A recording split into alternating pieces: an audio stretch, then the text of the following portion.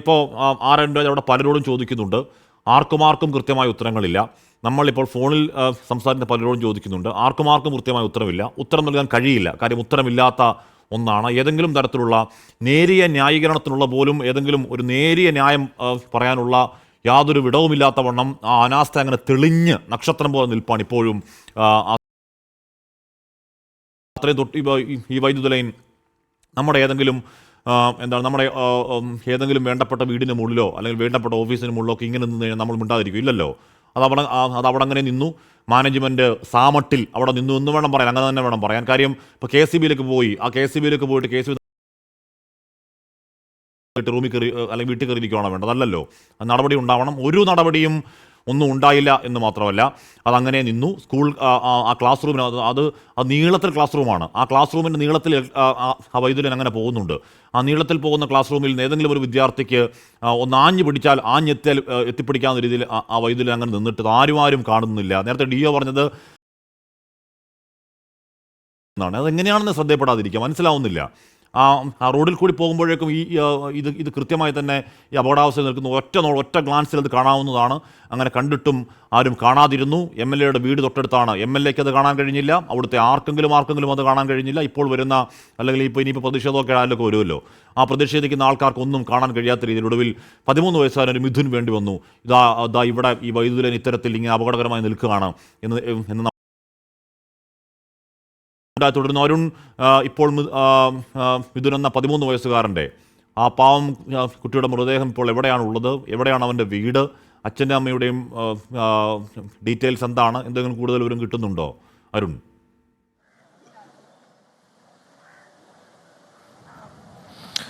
ഹാഷ്മി, എന്തായാലും ഇതിലേക്ക് എത്തുന്നതിന് മുമ്പ് രണ്ട് കാര്യങ്ങളിൽ ഒരു വ്യക്തത ഇപ്പോൾ വരുത്തേണ്ടതാണ്. നമ്മളോട് ആദ്യം സംസാരിച്ചപ്പോൾ ഞാൻ ആദ്യം ഹെഡ് മിസ്ട്രസോട് സംസാരിക്കുമ്പോൾ എന്നോട് പറഞ്ഞത് മെയ് മാസത്തിൽ ഇതുമായി ബന്ധപ്പെട്ട DO ഇപ്പോൾ പരിശോധന നടത്തി. DO ഇക്കാര്യത്തിൽ വ്യക്തമാക്കുന്നത് ഒരു തരത്തിലുള്ള പരാതിയും KSCക്ക് മുമ്പാകെ എത്തിയിട്ടില്ല. വാക്കാലുള്ള നിർദ്ദേശം മാത്രമാണ് KSCBക്ക് മുമ്പാകെ എത്തിയത് എന്നുള്ളതാണ്. ആ മൊഴിയിൽ പറഞ്ഞതിൽ വൈരുദ്ധ്യങ്ങളുണ്ട്. ആരെ സംരക്ഷിക്കാനാണ് ഇത്തരത്തിൽ ഇവരുടെ വാക്കുകൾ വ്യത്യസ്തമാകുന്നത് എന്നുള്ളതാണ്. DO ഇപ്പോൾ കൃത്യമായ പരിശോധന നടത്തിയിരുന്നു. DO എത്തി, ഓഫീസ് മുറിയിലടക്കം എത്തി പരിശോധന നടത്തി ആവശ്യപ്പെട്ടത് കൊടുത്ത പരാതിയുടെ പകർപ്പോ പരാതിയുമായി സംബന്ധിച്ച് തങ്ങൾ കൊടുത്തിട്ടില്ല. വാക്കാലുള്ള നിർദ്ദേശം മെയ് മാസത്തിൽ നൽകുകയായിരുന്നു KSCBക്ക് മുമ്പാകെ ചെയ്തത് എന്നുള്ളതാണ് ഇപ്പോൾ DOയ്ക്ക് മുമ്പാകെ ഹെഡ് മിസ്ട്രസും സ്കൂൾ മാനേജ്മെന്റും പറഞ്ഞിട്ടുള്ളത്. എന്തായാലും DO ഇത് രേഖപ്പെടുത്തിയിട്ടുണ്ട്. നമ്മളോട് സംസാരിച്ചപ്പോൾ അവർ വ്യക്തമാക്കുന്നുണ്ട്. മറ്റൊരു പ്രധാനപ്പെട്ട കാര്യം ഞാൻ DOയോട് ചോദിച്ചത് എന്തുകൊണ്ടാണ് സ്കൂളിൽ പരിശോധനയ്ക്ക് എത്തിയവർ ഇത് കാണാതെ പോയത് എന്നുള്ളതാണ്.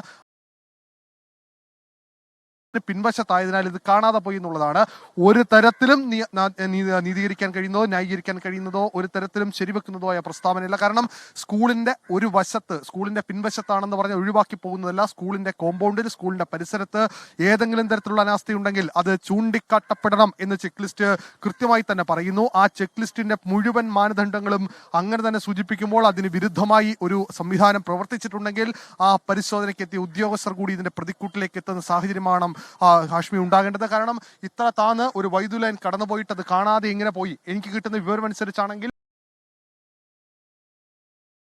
ഈ വൈദ്യുത ലൈൻ ഉള്ളത്, അതിനപ്പുറം വേറെ ആർക്കും ഈ വൈദ്യുത ലൈൻ ഇപ്പോൾ ഇല്ല. ആ വൈദ്യുത ലൈൻ ഉപയോഗിക്കുന്നില്ല.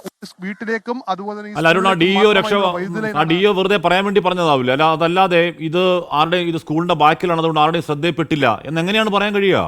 ഇത് റോഡിൽ നിന്ന് നോക്കിയാൽ കാണുന്ന രീതി നിൽക്കുകയല്ലേ ആ വൈദ്യുത ലൈൻ.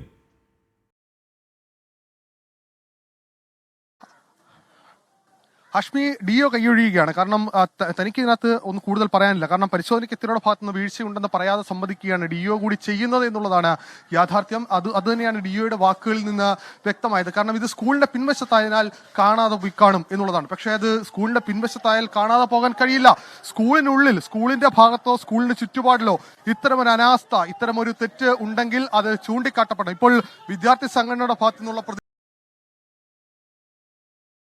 യുടെയും ABVPയുടെയും ഭാഗത്തു നിന്നുള്ള പ്രതിഷേധമാണ് ഈ ഭാഗത്ത് ഉണ്ടാകുന്നത്. അങ്ങനെ വലിയ രീതിയിലുള്ള പ്രതിഷേധം കൂടി ഇപ്പോൾ ഉണ്ടാകുന്നു. നേരത്തെ നമ്മൾ സൂചിപ്പിച്ചതുപോലെ